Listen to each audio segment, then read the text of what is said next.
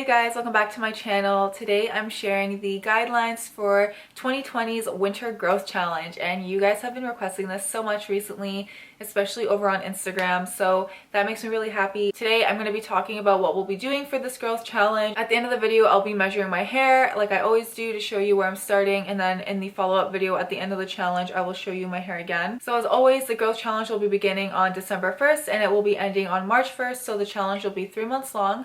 And within that time, my main goal with these challenges is to help you guys retain as much length as possible and not to lose as much to breakage, or not to have to trim off as much at the end of the winter time as you might normally have to. As always though, just keep in mind that everyone's results will vary. Some people might experience more growth than others, but the main point of this challenge and what I really want you guys to take away from these challenges is that you improve the quality of your hair overall and you found some better healthy habits with your hair. And for those of you who are new here, or those of you who might be new to hair care and don't have a hair care routine in place, I'm hoping that this challenge might help you kind of put one in place, or at least help you guys figure out what types of things you want to include in your own routine, what works well for you, what doesn't work well for you. Let's just get into the growth challenge. So I thought it'd be really fun to focus this growth challenge on scalp stimulation and scalp massage. Now, we usually included the inversion method in every growth challenge because I think it's really beneficial and a lot of you guys like it and like the results that you get.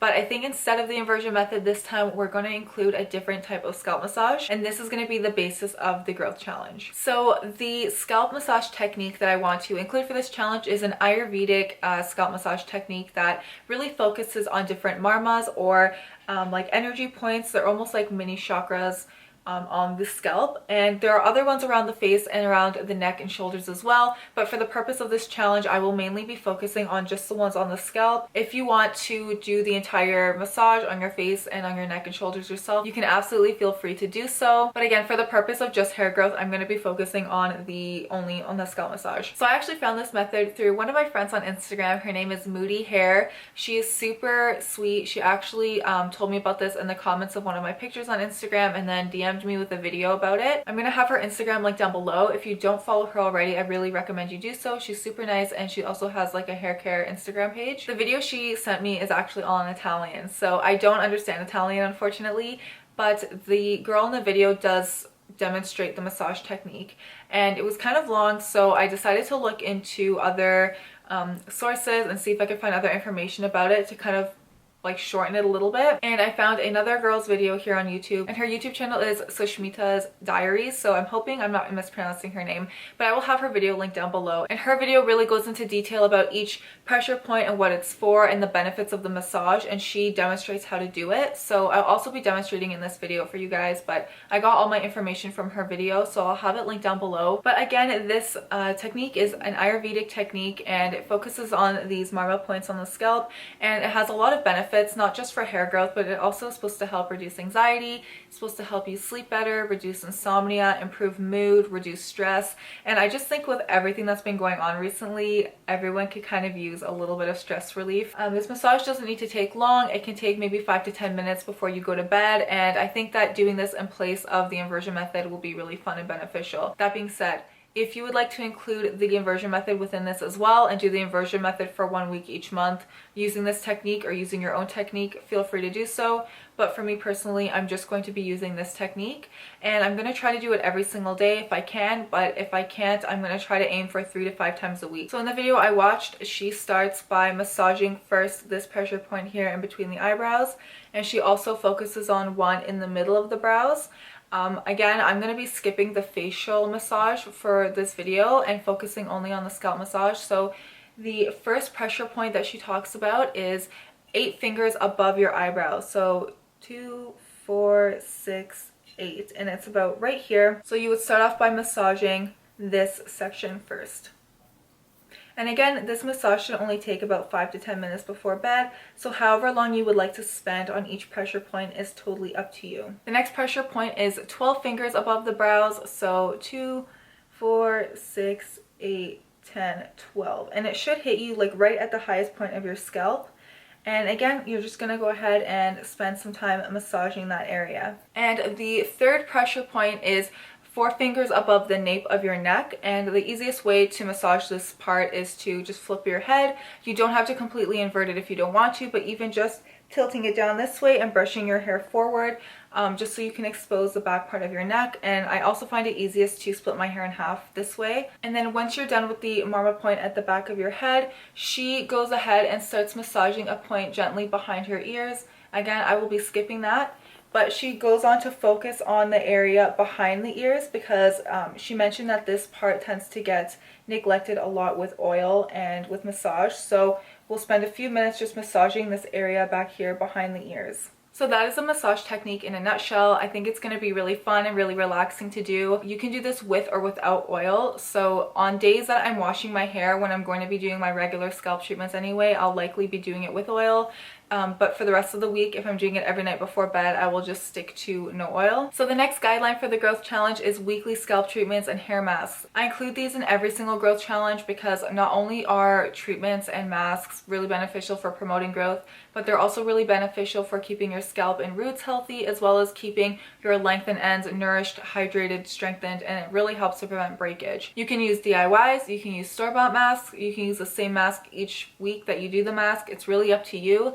I personally like to follow the capillary schedule. I just find that it's the easiest for me, and I personally wash my hair twice a week. You can do that however it is that you think is the best for you and whatever best fits your schedule. The next guideline is protective styles. I really like including protective styles in growth challenges because it's one of the easiest ways to prevent mechanical damage to the hair. Whether your protective style of choice is a bun or a braid or any other style, it just really helps to prevent extra friction from your hair rubbing on fabric and rubbing on your back, on your clothes, keeping your hair protected from the environment, so from wind and cold air and just from getting tangled, and rubbing on your jacket can help prevent so much breakage and frizz.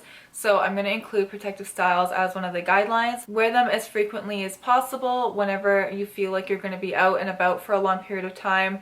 Try to opt for a protective style if you can. If your hair is too short for protective styles, sleeping on a satin pillowcase or sleeping with a satin bonnet over your head can help protect your hair at night. I will be wearing protective styles at night as well as sleeping on my satin pillowcase to prevent any breakage and frizz.